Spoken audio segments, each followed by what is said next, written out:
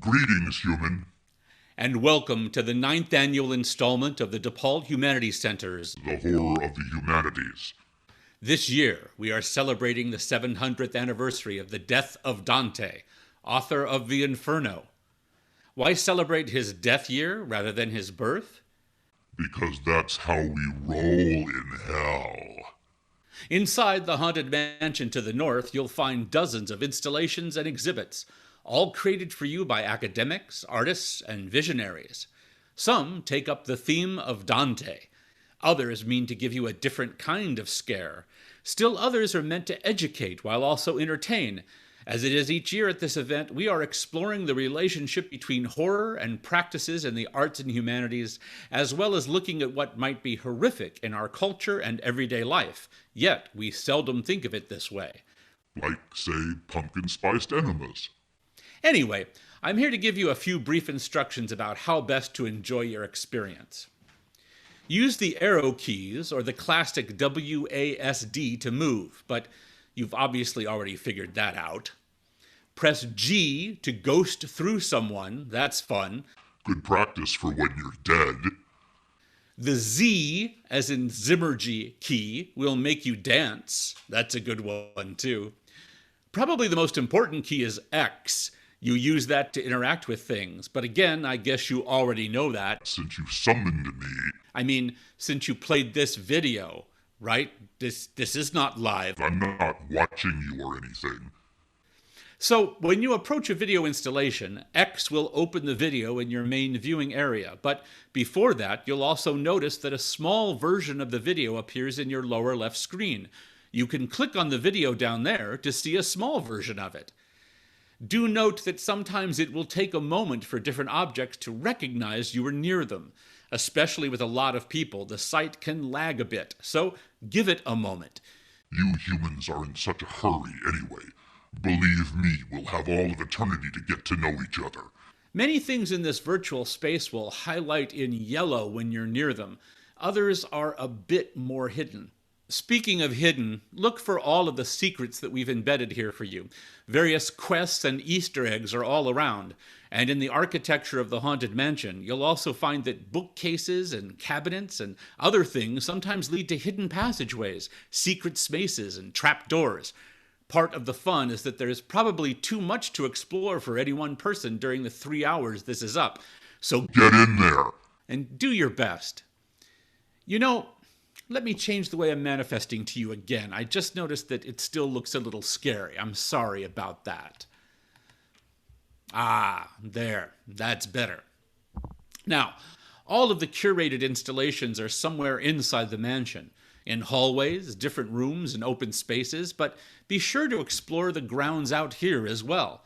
There's a haunted cemetery, a creepy forest, a pier by the ocean, and more. Several ghosts of famous people from the history of the arts and humanities are haunting both the mansion and the grounds. All of them have something to say to you, so be sure to press X when you get near. Apart from exploring everything we've created for you here, you can also interact with each other, enjoying a sense of community. If you're into that sort of human insanity. When you get near someone, you'll start to hear them and see them, if they have their mic and camera on. As you get farther away, their image and voice will fade, mimicking real life. All of the interaction and none of the risk of COVID. That's this place's one fault, really. If you would like to have a private conversation with someone, the dining room has 2 private areas. If you sit at one of the 2 tables we have set up there, only people at the table can see or hear you, and vice versa. Private spaces also exist in the library as well. You can change the volume of other guests by clicking on the 3 dots in their video image. If you click on someone's image when they interact with you and their camera is on, the image will become larger. You can also click on those 3 dots in their image frame to have side-by-side images. Note as well that you can always mute your own camera and microphone. And by default, you will be muted when you enter various live exhibits. You can always turn the mic back on, and you can change all of this in your user settings. We encourage you to use headphones. If you have them, this will not only optimize your experience of the audio portions of Horror of the Humanities, but it will eliminate feedback when you encounter others with their microphones on. Headphones are a really, really good idea. So put them on! What else?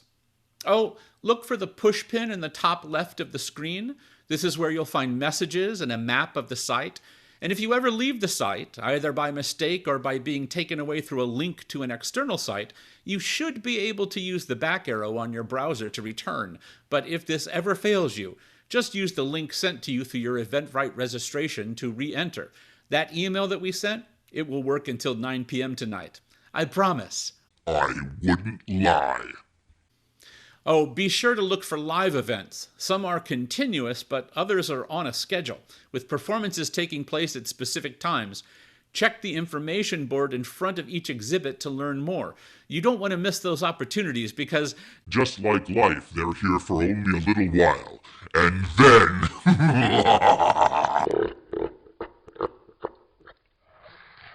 in the end, just play nicely with each other. This is a common social space, and we are counting on you to act respectfully and thoughtfully with each other, just as you would if we were all together in the same house.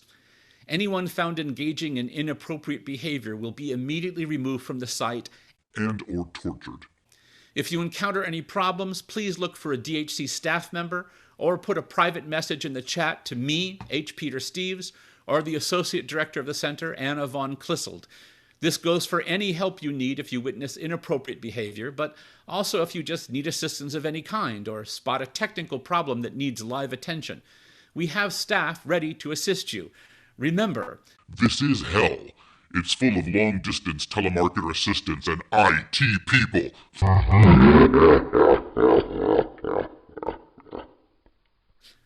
Oh, I cracked myself up.